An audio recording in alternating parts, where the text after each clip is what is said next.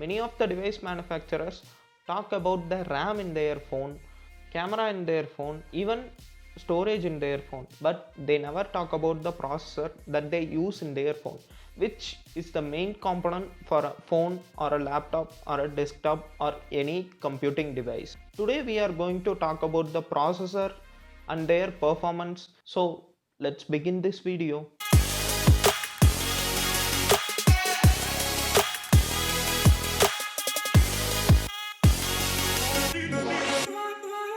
First, we are going to talk about the Kirin processor. Huawei has made their own processors and named it as High Silicon Kirin, commonly known as Kirin processor. Mostly you can see Kirin processors only in Honor devices. They have a better power management than any of the processors outside. Also, Kirin processors never fails to meet the performance as well. So, better power management and also the performance comes handy in Kirin processors. How this is possible in Kirin processors?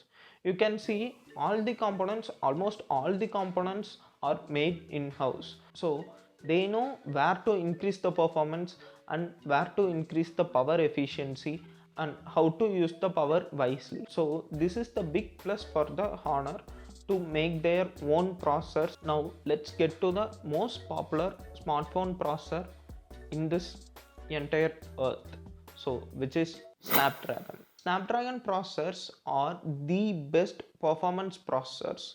Most of the flagship phones will definitely have a Snapdragon chips. These processors are always a performance hungry processors.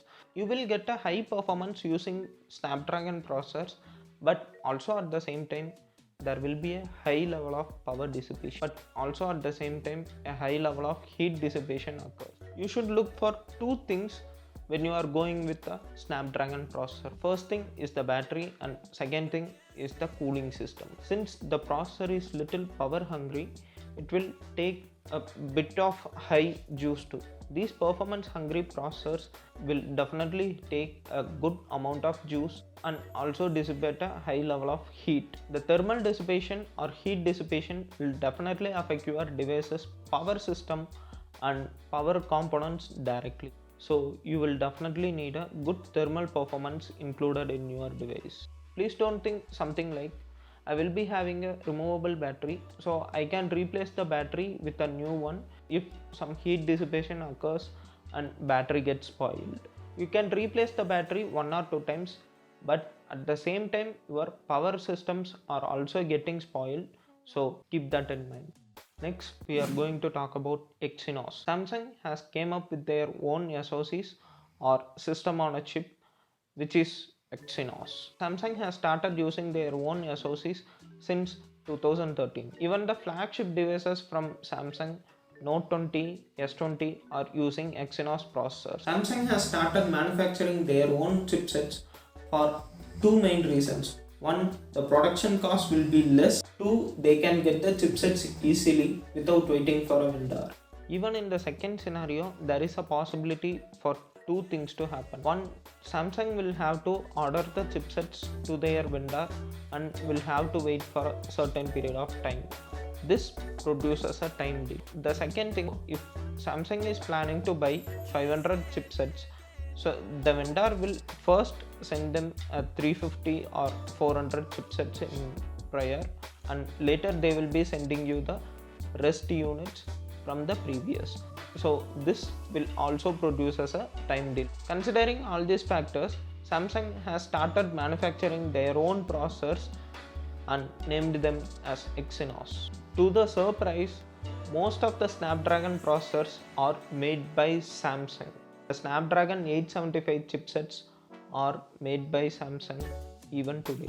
Making their own SoC helped Samsung to introduce J series, M series at a low cost. Now coming to the performance, Exynos has a little lag than Snapdragon processors, but anyhow it is not a big deal. Almost they are similar. Now Samsung has started using their own processors in almost every of their devices. Even they are using the Exynos processors in their flagship devices S20 and Note 20 series too.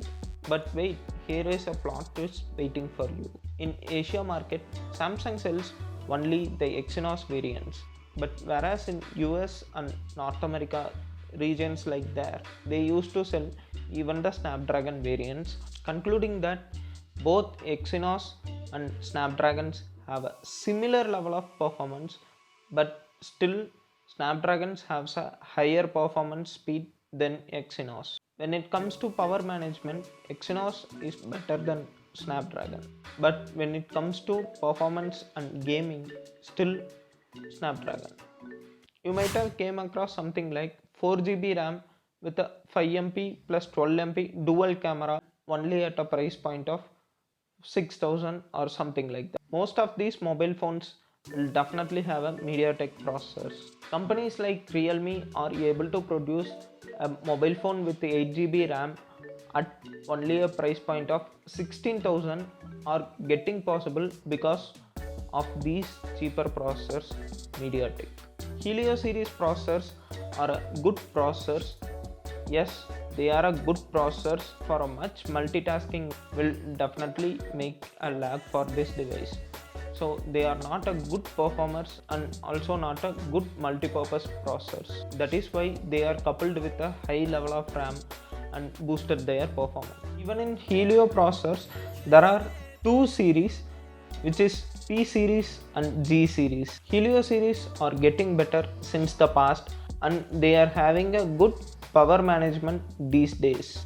Other than Helio processors, you can choose the MediaTek processor, but it won't be a good fit for multitasking purposes. You can buy these mobile phones for your parents or your grandparents. Junking your MediaTek device will definitely end up in slowing your phone, whereas if you junk your Snapdragon mobile phone, it will end up in heating your device. So that's it for this video. I hope you might have got something valuable out of this video, and this is Tech with SG. I am Sri Gautam. Don't forget to like this video, share with your friends, and do comment what you think about these processors. Let's have a discuss on that. See you soon with more interesting stuffs. So don't forget to press the bell icon as well. Thank you.